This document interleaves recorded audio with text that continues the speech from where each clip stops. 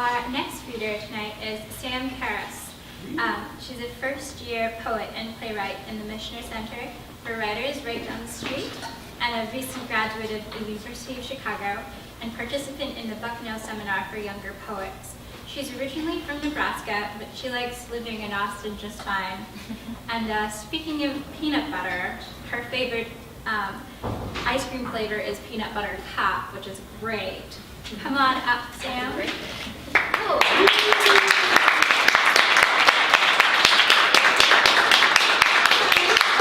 Thank you so much for coming out and participating in lady-centric literary events. Those are my favorite kinds. And I'm going to read to you today pieces from two very long poems. Very long poems being the form that I like to work in for whatever reason. And this first one, as you'll kind of figure out over the next 15 minutes, my favorite genre to work in is the sex western.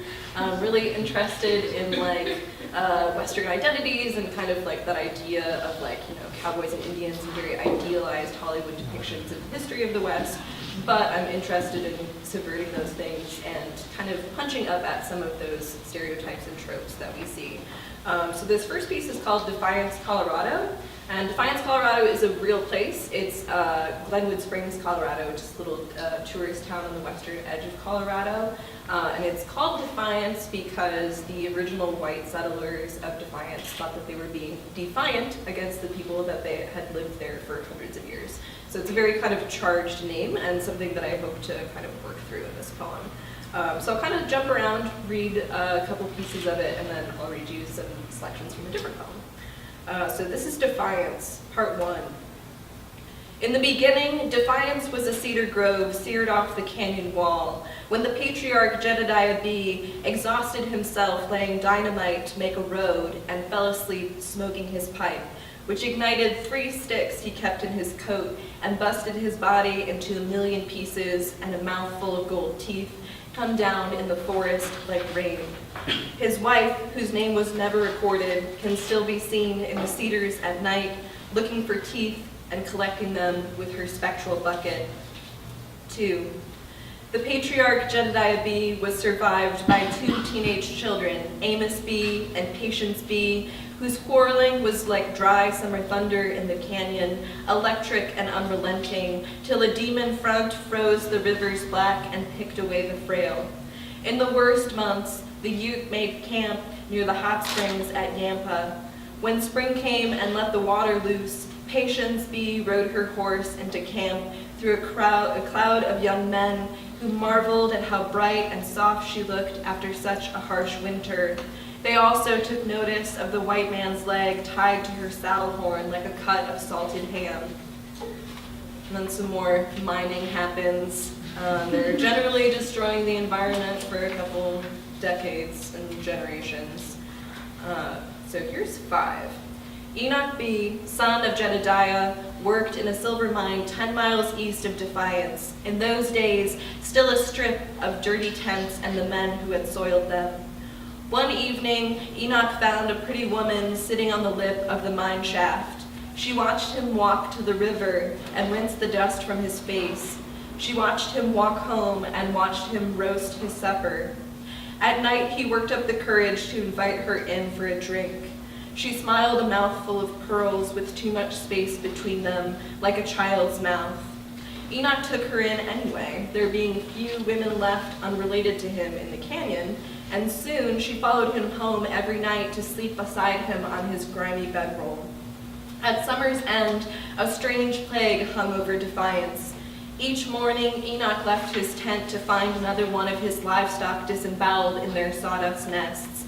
Every chicken gone in a week, and the goats came next. The other men stayed up, keeping vigil with their shotguns.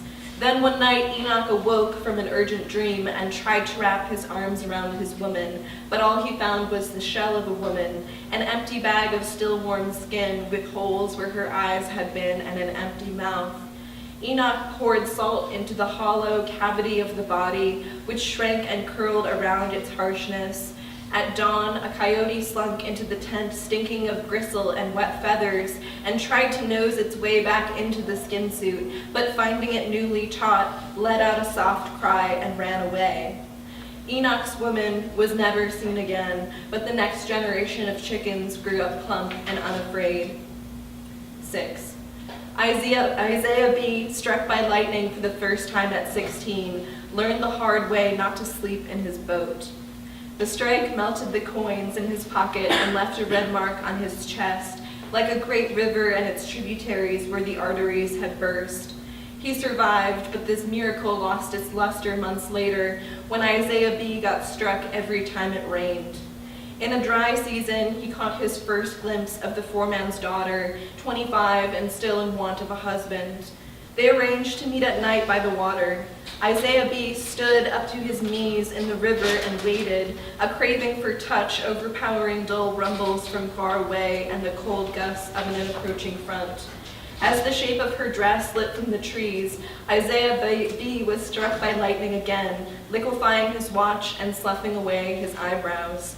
The dress tumbled back into the trees to alert the others, so that no woman in defiance would fall for a man who might die any time the forecast called for rain. Isaiah B. quietly left town. His body was found 10 years later entwined with an Apache woman, the burned-out foundation of their cabin like a terrible jaw left in a pit of ashes, over which still nothing will grow.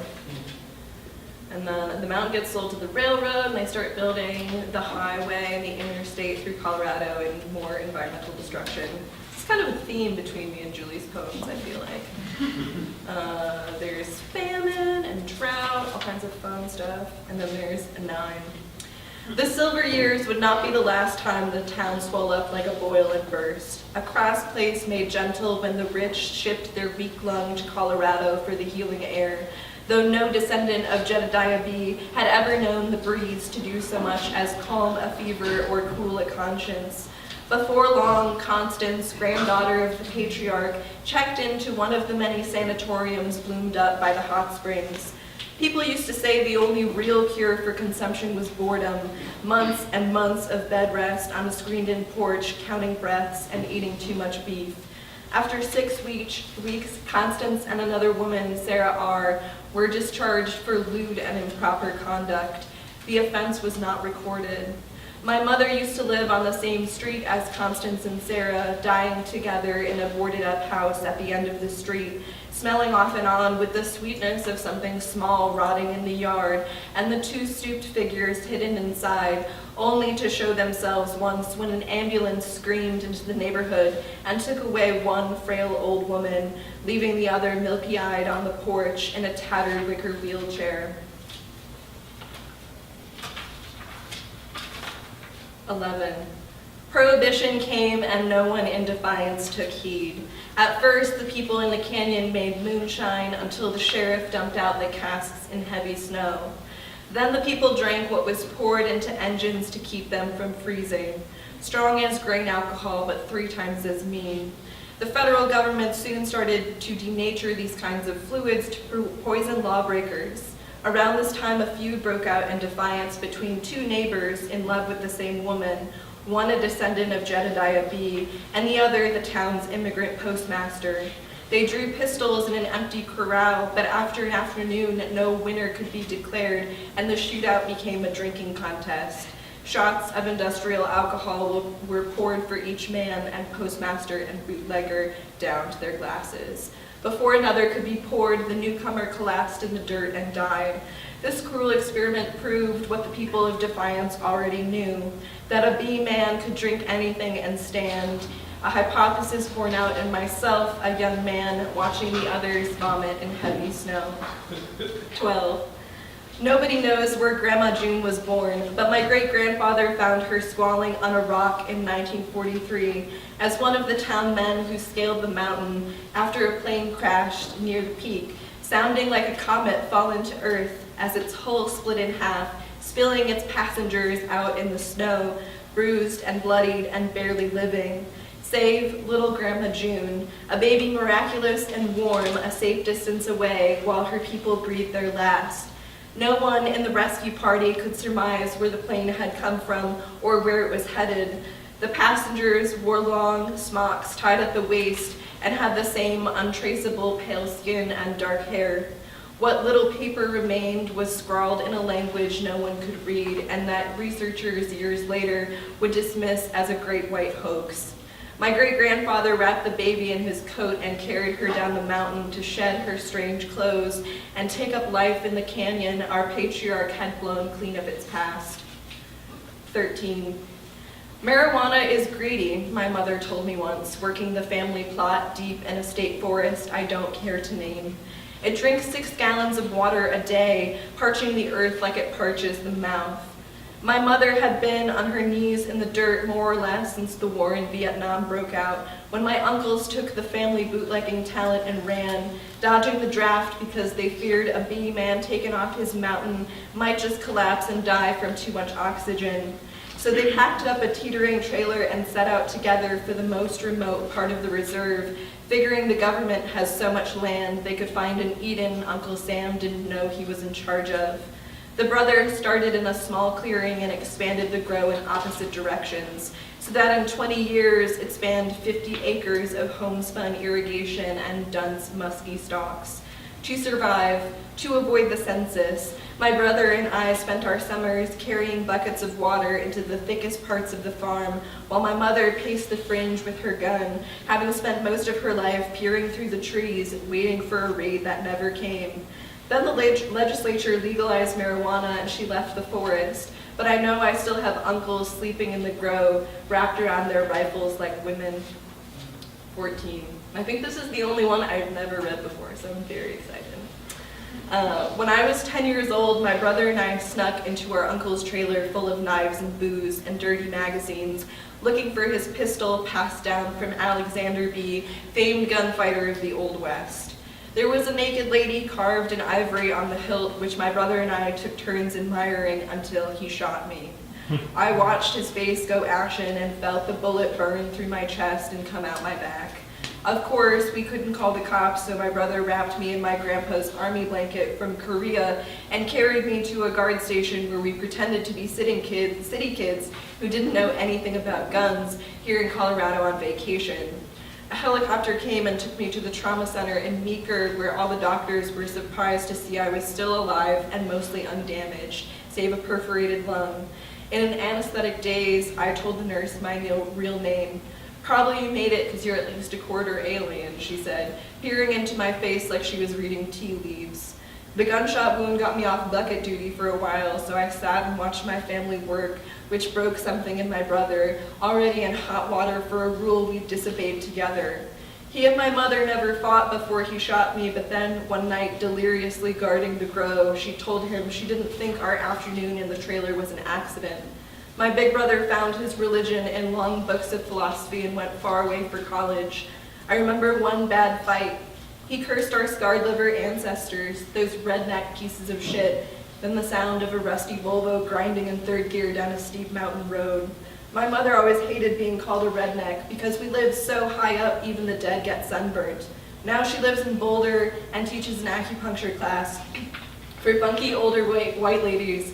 My brother refuses to visit her. Maybe out of a little buried fear he'll kill her too, leaving me in the way of family, an old Scottish Bible, the pistol, its naked lady, 2 scars, and an incomplete version of the truth. So that's Defiance.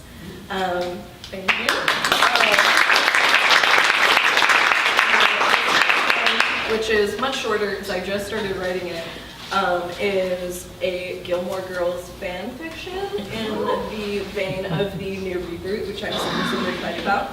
But it looks like this. It's in verse, so I'm trying my best to kind of like merge the best of the internet and the best of poetry in the same thing. So hopefully it's successful. So this is just untitled as of yet.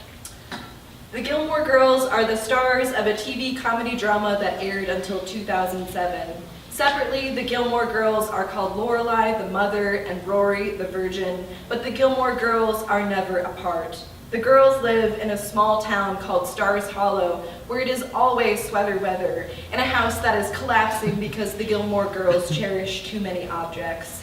In the first episode, a farmer finds Rory Gilmore's body in the creek, leaving Lorelai to grieve her dead daughter among her snow globes, which cannot console her.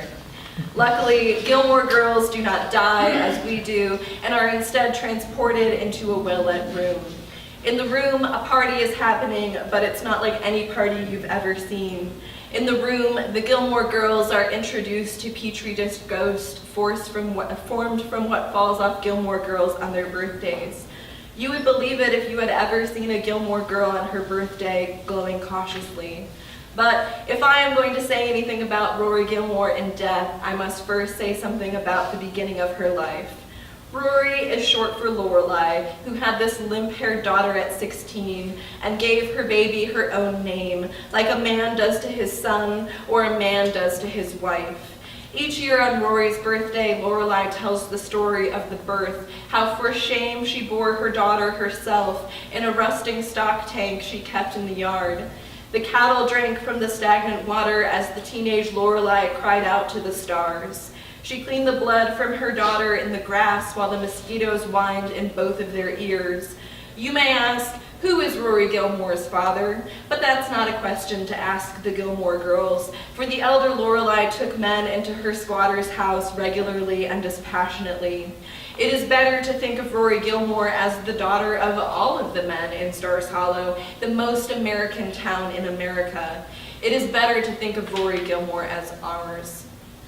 Long before a 16-year-old Lorelei swole up like a melon on the vine, she ran away from her parents' house in the city. Her father, Richard Gilmore, is a beef man, always has been, always will be, always will have a little flesh caught in the treads of his shoes. The Gilmores owned the biggest slaughterhouse in Stars Hollow and employed 72.6% of its men, the place where, as they say in the beef industry, the beef is finished, pulled, picked, flayed, stripped, drained, sliced, and finally ground. As a small child, Richard took the elder Lorelei to the killing floor to watch the men with good, strong arms make meat from the living, working the carcasses until their good, strong hands pulsed and swole, viscera staining their finger-knit beds into little red moons that never set. Richard Gilmore, king of the butchers, in his blood-spattered plastic safety hat. Lorelei Gilmore, our glamorous princess beef. Lorelei knew she would leave during a town 4th of July parade in the late 80s, where she rode a float shaped like a T-bone steak, sizzle steam rising from a grate behind the throne. She waved to her gathered faithful, sweat pooling in the crotch of her royal unitard, shaking her scepter and tossing flavorless candies into the crowd.